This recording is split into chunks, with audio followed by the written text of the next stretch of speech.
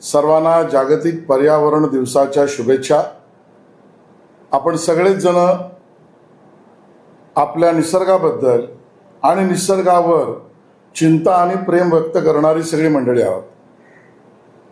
या रोजच्या धकाधकीच्या जीवनामध्ये आपल्या प्रथा परंपरा आणि धार्मिक विधीनुसार आणि सामाजिक भानाने सुद्धा आपण पर्यावरणाबद्दल सजग आणि जागृत आहोत। मला आज मुद्दामून या गोष्टीचा उल्लेख करायचा आहे की पूर्ण मुंबईमध्ये वाढती लोकसंख्या, वाढणाऱ्या पायाभूत सुविधांचं बांधकाम, वाढणाऱ्या पुनर्निर्माणाच्या आणि विकासाच्या प्रकल्पाबरोबर पर्यावरणाची चिंता करण्याचं आपण सगळ्यांनी ठरवलं आहे। एक काळ तोही त्याच सरकारचा आपण पाहिला की कागदावर केवळ आरे हे जंगल घोषित केलं म्हणून स्वतःची पाठ थोपटवणारे तेव्हाचे सत्ताधारी आणि आताचे विरोधक हे आपण पाहिले। प्रत्यक्षामध्ये पालकमंत्री मुंबई उपनगराचा म्हणून ज्या वेळेला मी या सगळ्याचा आढावा घेतला त्यावेळेला लक्षात असं आलं, मुंबई शहरामध्ये आणि उपनगरामध्ये व्हेरी डेन्स फॉरेस्ट VDF अस्तित्वातच नाही। मीडियम डेन्स फॉरेस्ट MDF प्रमाण पुरेसं नाही आणि ओपन डेन्स फॉरेस्ट म्हणजे फॉरेस्ट जवळजवळ नाहीच, याचं प्रमाण खूप जास्त आहे।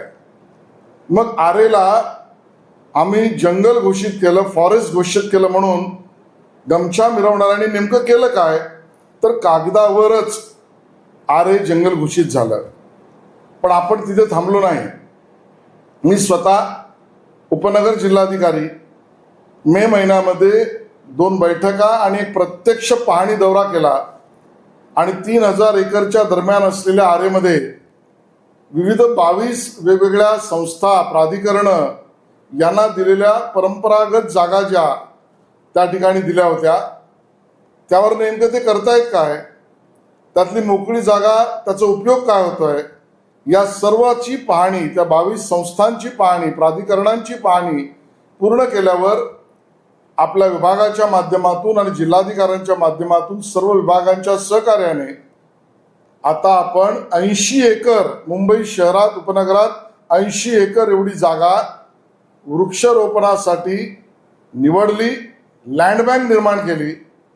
मुंबई महानगरपालिका असो, वन खातं असो, पशु वैद्यकीय विभाग असो, अन्य विभाग असो, त्यांच्या सहाय्याने राज्य सरकारच्या महत्वाकांक्षी अशा 300 कोटी झाडं लावण्याच्या प्रकल्पातील मुंबई शहराचा वाटा, त्यातही आरेमध्ये जंगल निर्माण करण्यासाठी या 80 एकरमध्ये 5 लाख झाडं लावण्याच्या उपक्रमाला आज आपण सुरुवात केली आहे।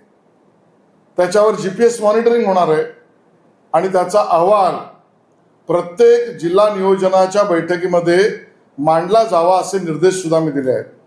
मित्रांनो, मुंबईला हिरवगार, उपनगराला हिरवगार, पर्यावरणाची सेवा करण्यात एक दमदार पाऊल 80 एकरची जागा नवीन निर्माण करून त्यावर 5 लाख झाडं नियोजन पद्धतीने लावणं आणि मुंबईमध्ये हरित असलेलं त्या ठिकाणी कव्हर वाढवण्याच्या अभिनव कामाला, उपक्रमाला, सेवा कार्याला आपण सुरुवात केली आहे। मी माननीय मुख्यमंत्री देवेंद्रजी, माननीय उपमुख्यमंत्री एकनाथ शिंदेजी आणि माननीय उपमुख्यमंत्री सुनेत्राताई पवार आणि सर्व विभागांचं धन्यवाद व्यक्त करतो आणि नागरिकांनाही विनंती करतो की अभियानात सहभागी व्हा। जय हिंद, जय महाराष्ट्र।